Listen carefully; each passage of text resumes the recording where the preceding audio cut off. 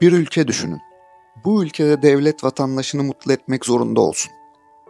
Devlet vatandaşının mutluluğunun sağlanmasını ve mutluluğunun arttırılmasını anayasanın ilk maddelerinden birisi olarak kabul etsin.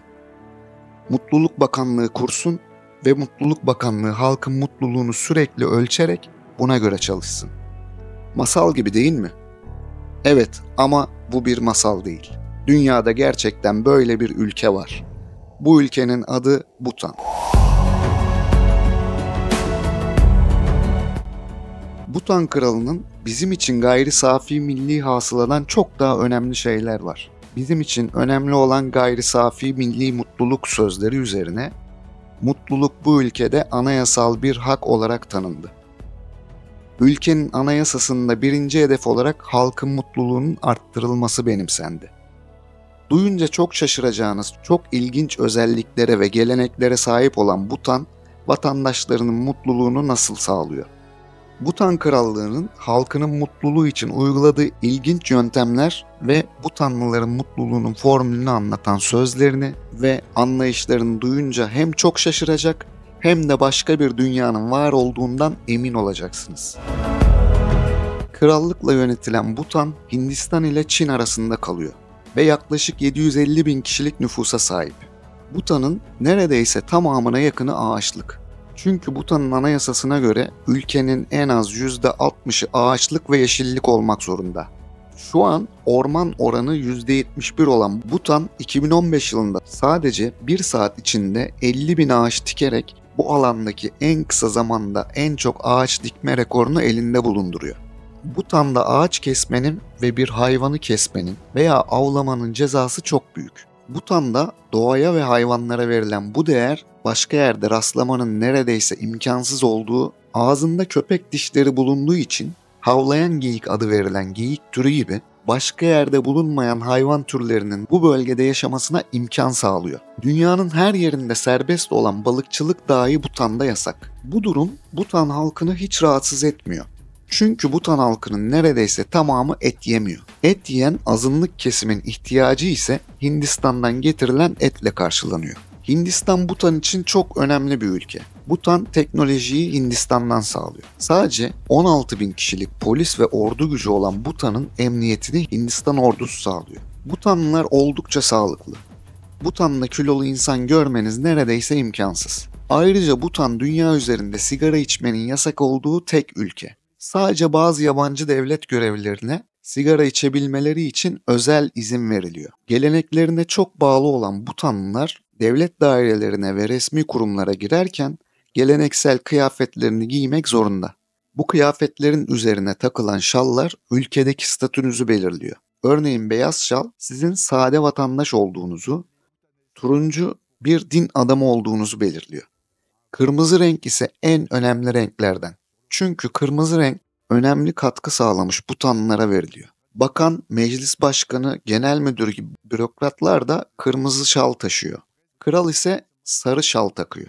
Bhutan'ın ilginç yanlarından birisi de dünyada trafik ışığı olmayan tek ülke olması. Oldukça saygılı bir trafik sistemine sahip olan Bhutan'da trafiğin çok kalabalık olduğu noktalarda trafiği yönlendiren trafik polisleri bulunuyor. Bhutan'da sadece bir havaalanı bulunuyor. Bu havaalanı inişi en zor olan havaalanı. Uçaklar bu havalimanının etrafında bulunan dağlardan dolayı çok dik ve kıvrımlı bir iniş yapmak zorunda. Bu bölgede aşırı türbülans olmasından dolayı da iniş yapmak çok zor. Pilot pisti tutturup uçağı indirebilirse 1900 metrelik pistte ani fren yaparak uçağı durdurmak zorunda. Bu havalimanına iniş o kadar zorlu ki dünyada bu havalimanına iniş yapma yetkisine sahip sadece 50 pilot bulunuyor. Bhutan, dünyada madeni paranın kullanılmadığı tek ülke. Geçmişte takas sisteminin kullanıldığı Bhutan'da 1974 yılında para sistemine geçilmiş.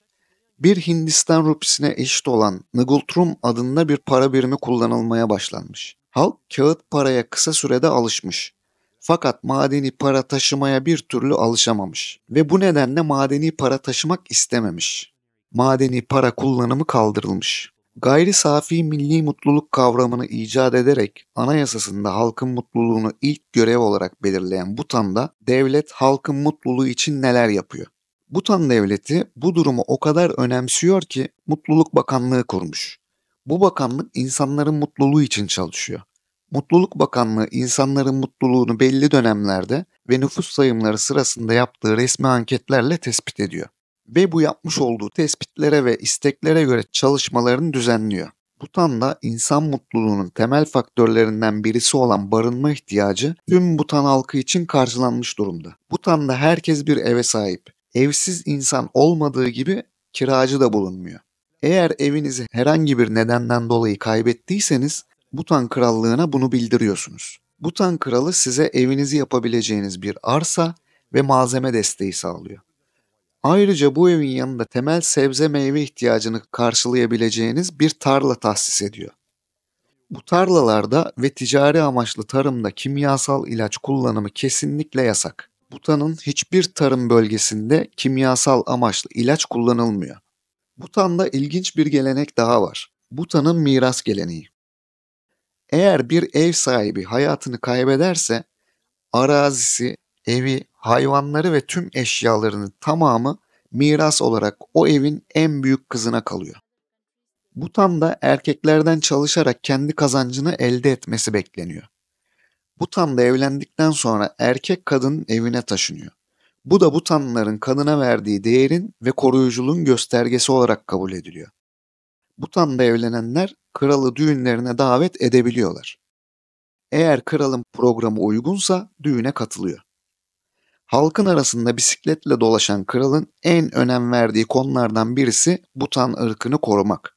O nedenle Bhutanlıların yabancı birisiyle evlenmesini yasaklamış. Bhutan devleti sağlık hizmetlerini tüm vatandaşları için ücretsiz olarak sunuyor. Ülkede geleneksel tıp gelişmiş durumda. O nedenle sağlık kuruluşuna başvuran kişi modern tıbba mı, geleneksel tıbba göre mi tedavi yöntemi uygulanacağını kendisi belirliyor. Eğitim alanında matematik, fizik, edebiyat gibi derslerin yanı sıra 6 yaşından itibaren meditasyon dersi veriliyor. Bu meditasyon eğitimi Bhutanlıların iç huzurunu sağlamayı, kendi duygularını ve ruhsal durumunu dengede tutma konusunda ustalaşma amacıyla yapılıyor. Neredeyse tamam Budist olan Bhutanlıların hayatında çok önemli bir felsefe var. Bu felsefe ölümü anlamayan yaşamı anlamaz felsefesi. Bhutanlılara öncelikle bu felsefe öğretiliyor. Bu felsefe Bhutanlıların hayatlarını şekillendiren en önemli felsefelerden birisi. Bu meditasyon eğitiminin en önemli dersi ise ölümü hatırlama meditasyonu. Bu meditasyonun adı Maran Sati. Maran ölüm, Sati farkındalık anlamına geliyor. Maran Sati ile ölüm anlayışı üzerinden dünyasal farkındalık yaratmak amaçlanıyor. Maran Sati meditasyonunda insanlara öncelikle ölüm korkusunu nasıl dönüştürebilecekleri ve ölümle nasıl barışık olabilecekleri anlatılıyor. Bu meditasyon ile Bhutanlılara anı kaçırmadan yaşamak ve anda kalabilmek, ilişkilerin, doğanın, zamanın kıymetini bilmek, ego ve hırsı azaltmak, gerçek mutluluğun dış değil iç kaynaklarda olduğunu öğretmek amaçlanıyor. Böylece Bhutanlılar sahip olduklarının değerini biliyor. Küçük şeylerle mutlu olabiliyor. Hayatı daha az erteleyerek yaşamın değerini bilme ve daha anlamlı bir hayat yaşamanın farkındalığına erişiyorlar. Bu sadece halk için değil, yöneticiler için de geçerli. Bhutan kralı halkın arasında dolaşıyor. Bisiklete biniyor. Yöneticiler halkın karşısında eğiliyor.